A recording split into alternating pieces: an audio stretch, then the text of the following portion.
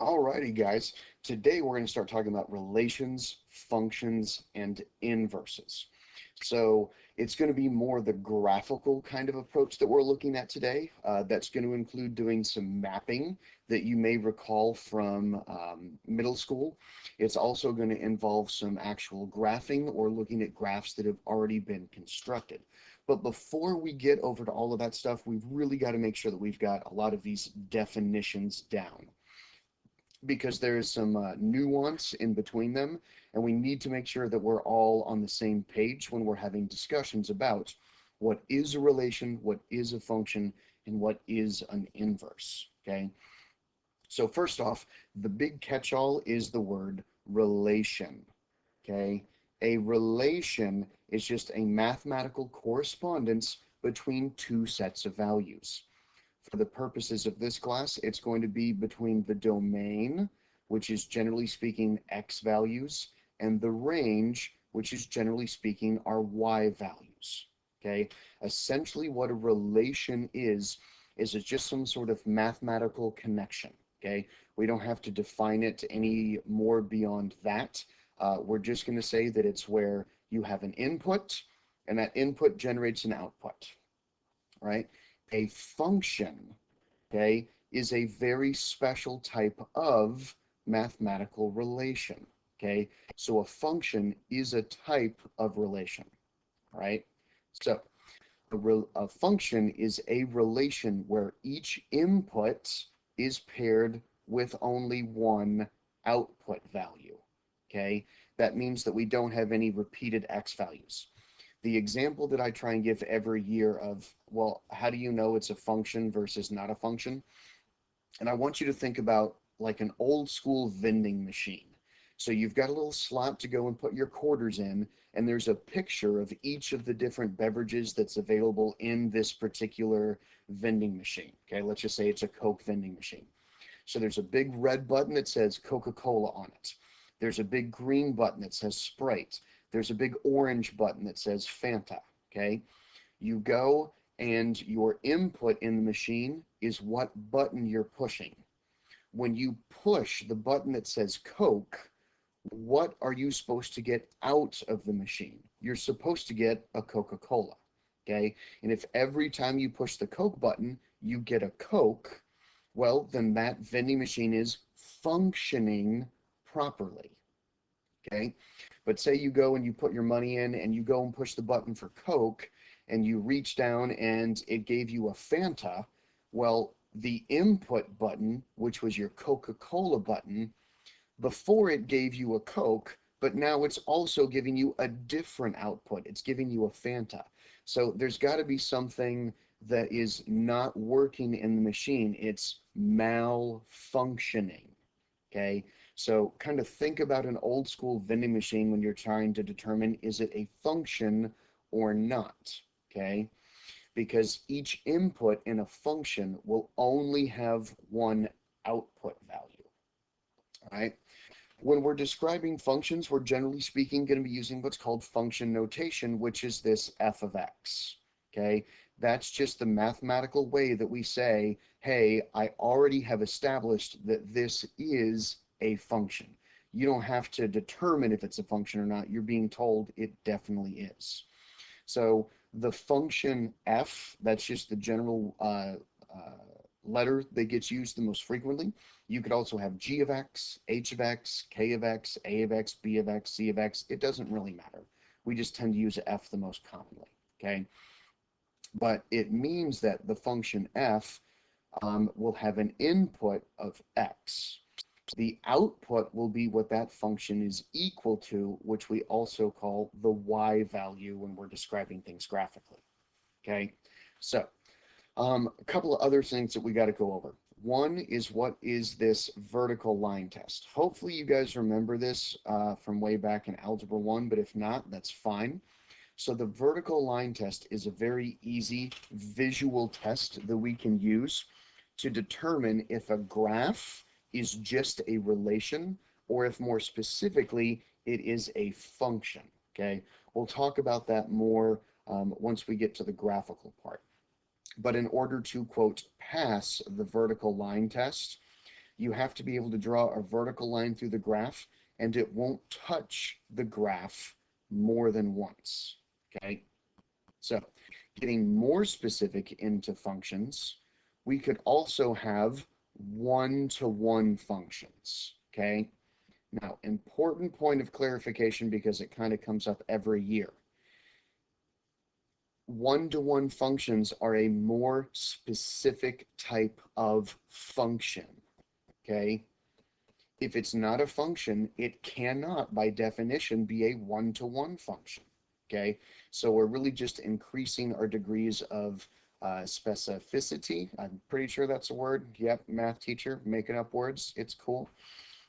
But a one-to-one function is a specific type of function where each input has one unique output.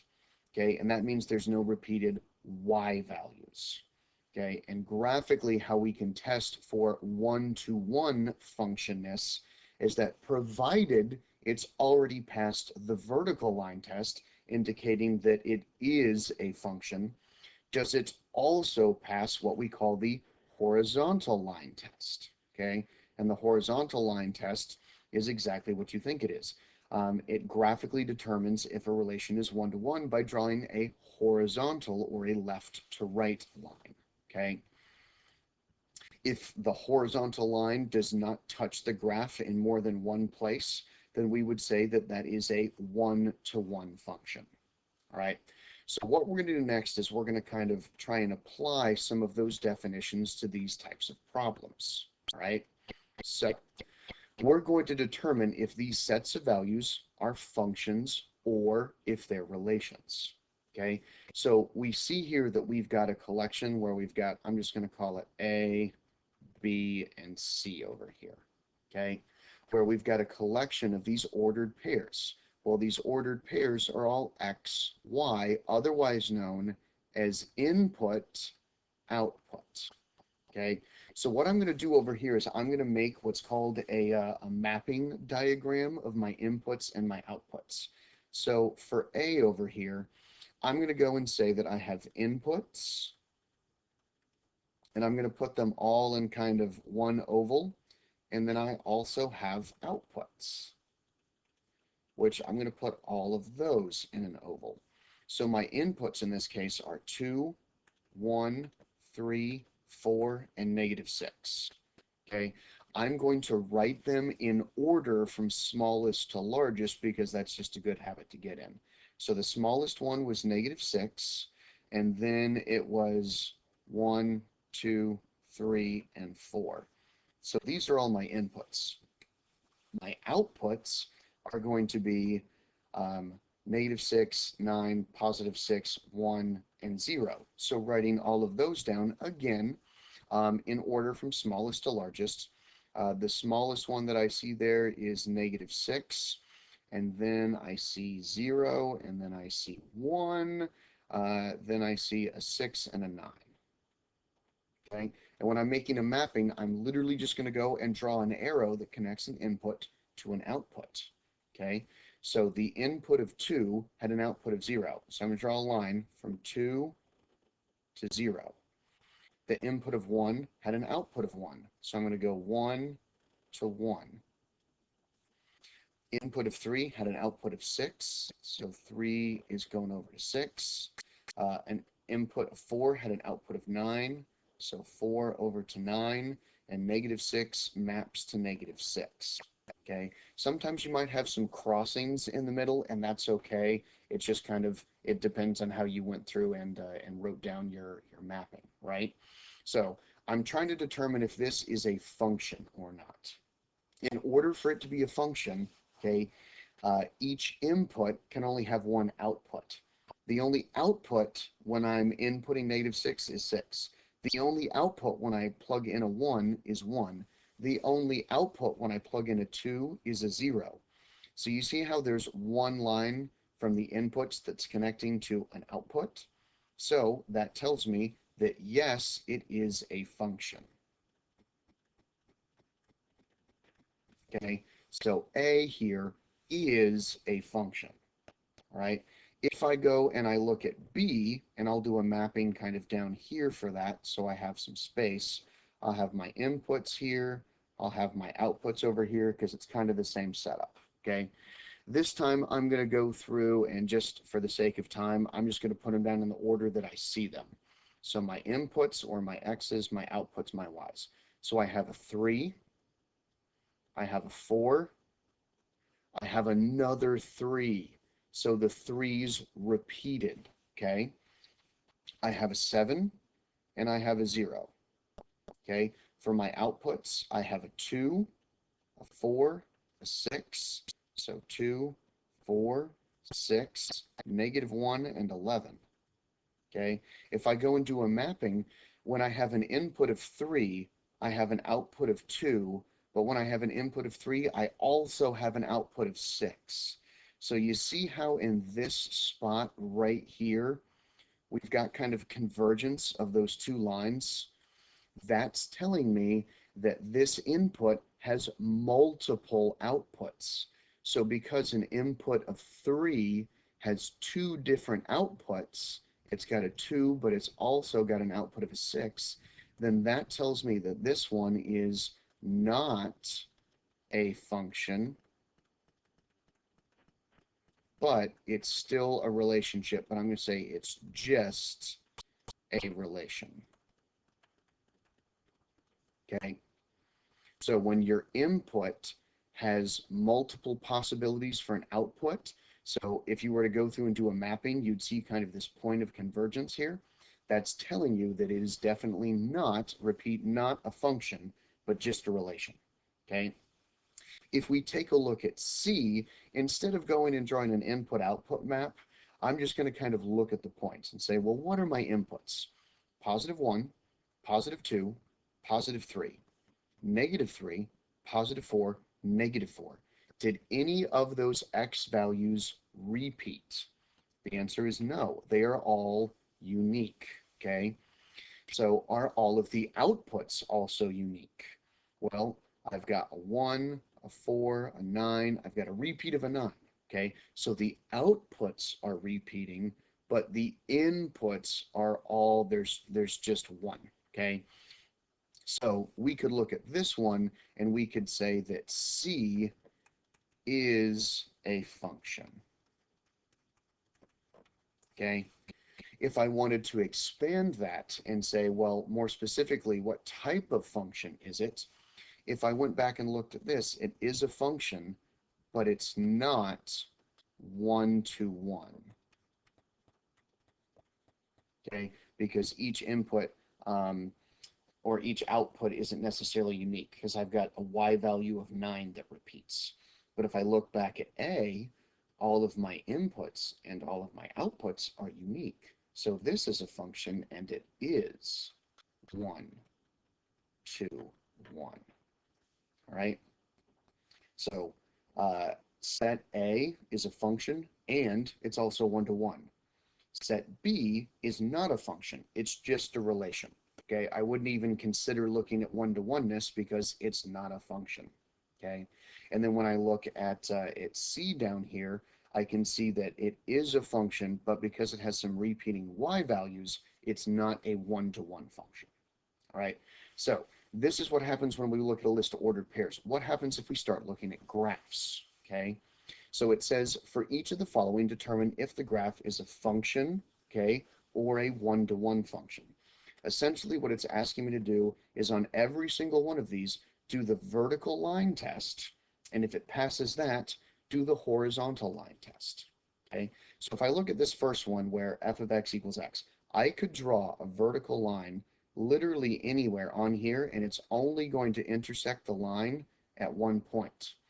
So is it a function? Yes. I could also go through and draw a horizontal line, okay, through any part of it, and it's only going to intersect the graph at exactly one point. So this first example here is a one-to-one function, okay? So this one is 1-to-1, all right? If I go and look at the second problem here, if I draw a vertical line pretty much anywhere through the graph, you're going to see that it's only intersecting at a single point. So it is a function, okay? But when I try and draw a horizontal line, okay, you see how it's intersecting here and here? That's multiple points. Because it's intersecting at multiple points, it is not a one-to-one function. So it is a function, but it is not one-to-one, okay? If I go and take a look at the third one over here, I could draw some vertical lines, and I could see that it's only intersecting at one point, so it's good to go as a function. When I draw some horizontal lines, I can see that it's only intersecting at one point. So this is a function that is also one-to-one, okay? If I look at some other ones, take a look at this one real quick, okay? Tell me if you think it's going to be a function, and if it is it also one-to-one? Now let's go look at this one, okay? Do you think this one is going to be a function? And if it is it also one-to-one? Now let's go through and look at this one, okay? Does this appear to be a function? And if it is it also one-to-one? Now we'll go take a look at the last three. Does this one look like it is a function?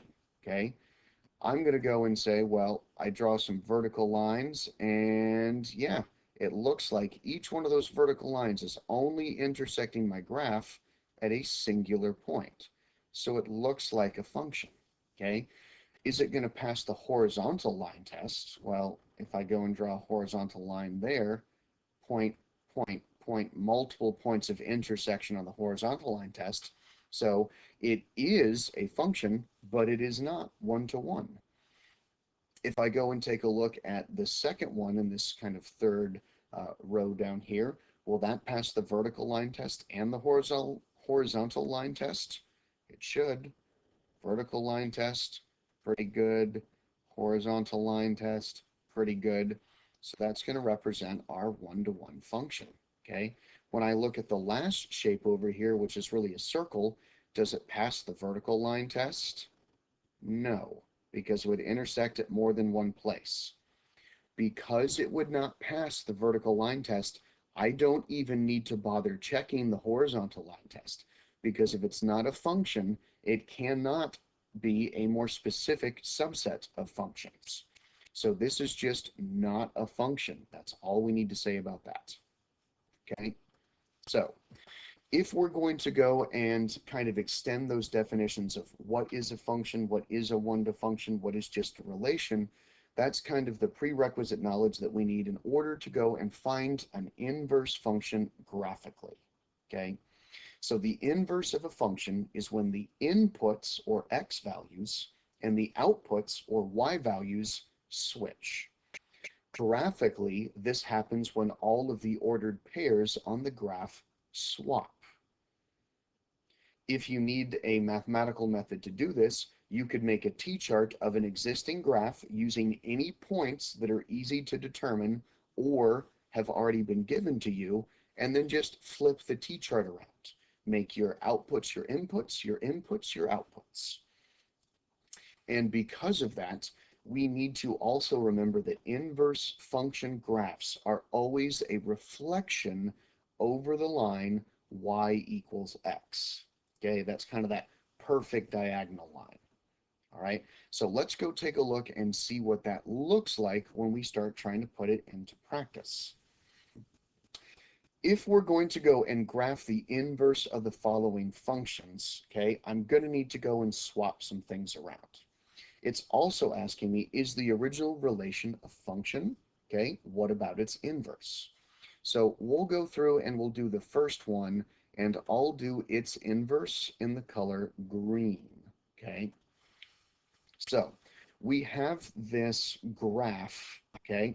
So what I'm going to do is I'm going to first make a t-chart where I'm going to include any of the points that I can find relatively easily on this particular graph. So I can see that point right there pretty easy. I can see this x-intercept. I can see this x-intercept. And I'm just going to pick a couple of other points. It doesn't really matter which ones. All of these or most of these are pretty easy to find. Don't pick things that don't look like they're exact numbers, okay? Sometimes you can get a little cattywampus with that. So we really want to try and pick important points, features, or easy to come to places. So I'm going to go through and I'm going to write down these 1, 2, 3, 4, 5 ordered pairs in order from the left to the right, okay? Pretty much always want to go left, right, top, bottom. So I have an ordered pair here that's -9, and then that looks to be 2. So I'm going to put, when x is -9, the y value is 2. I have an ordered pair here that looks like -7, 0. So -7, 0. I have an ordered pair here that looks like -3, -4. So I'm just going to copy that, -3, -4. Okay. Then I've got, we'll call that +1, 0. And then we've also got what, 6, 5? Looks about right. Okay.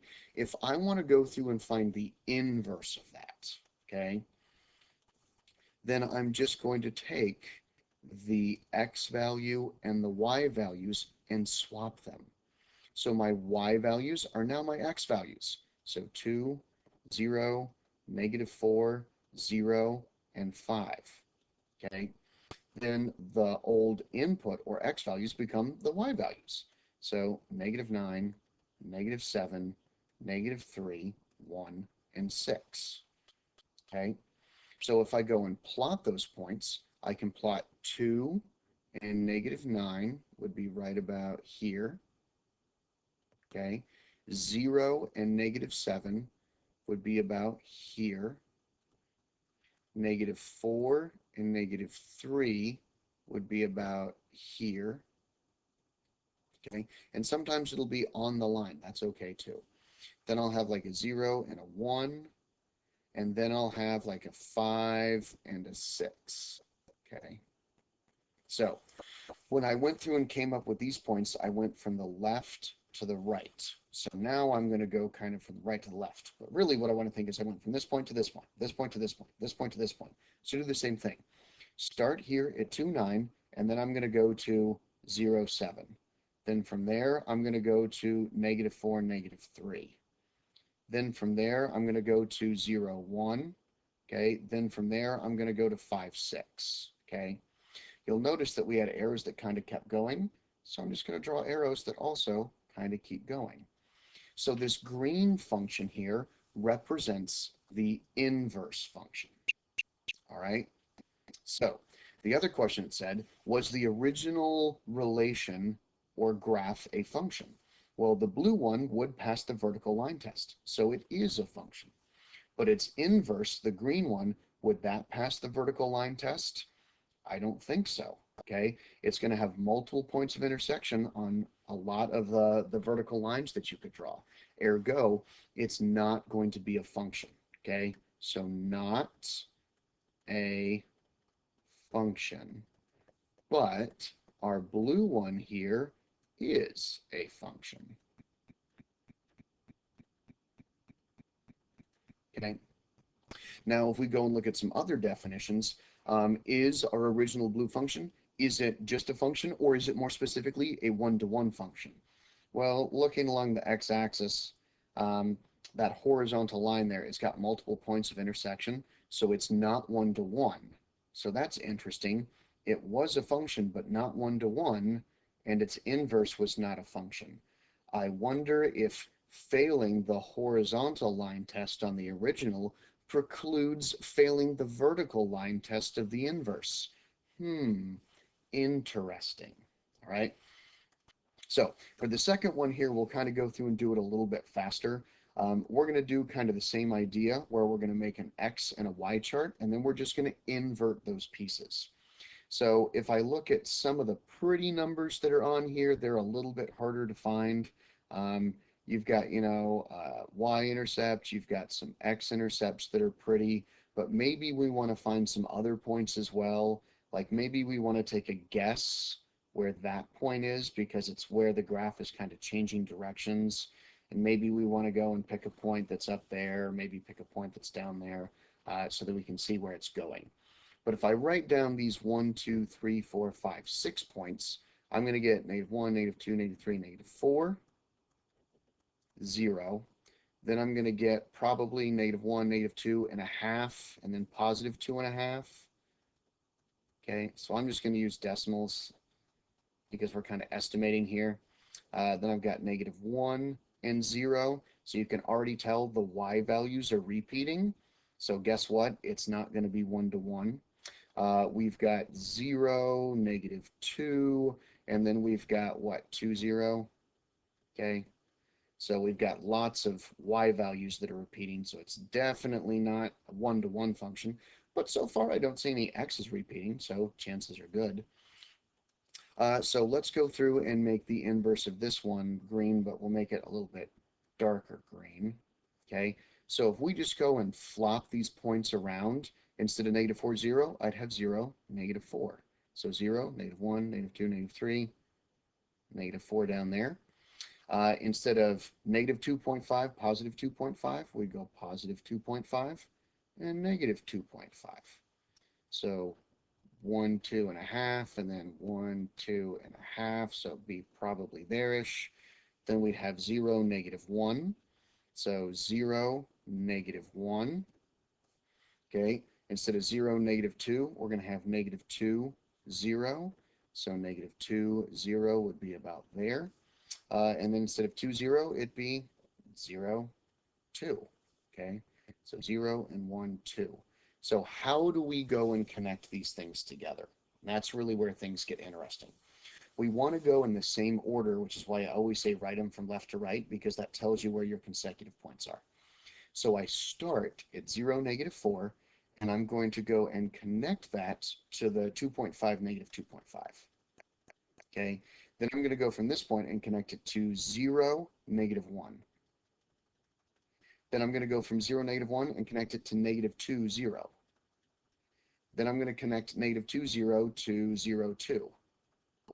Okay, so you can kind of see the general shape that this is going to be taking, and then you can kind of smooth out those lines to make it kind of follow a similar pattern to what was happening before. Okay, this does take a little bit of practice to kind of get used to, but it's almost going to be like kind of an S-shaped curve. All right, and the last thing that I want to highlight for you guys is the fact that we said that all inverses are reflection across the line y equals x. So what if I was to go through and create the line y equals x? Well, we said that's kind of the perfect diagonal, right? So look at that. That's the line where y equals x. And in this first one, we've got that nice, pretty reflection. Over here, we're going through and we're saying it's a reflection across the line y equals x. So if we go and we make that line right here, okay, and if we kind of extend it to make it where it's actually a line, you can see that it's pretty much like a reflection across that line. Okay, so there's lots of cool little nifty things that are happening when we're going through and doing inverses. But so long as we can remember those definitions, and that graphically finding an inverse just requires you to construct a t-chart and then flip the input and the output values, aka the x and the y values, you guys should be good to go.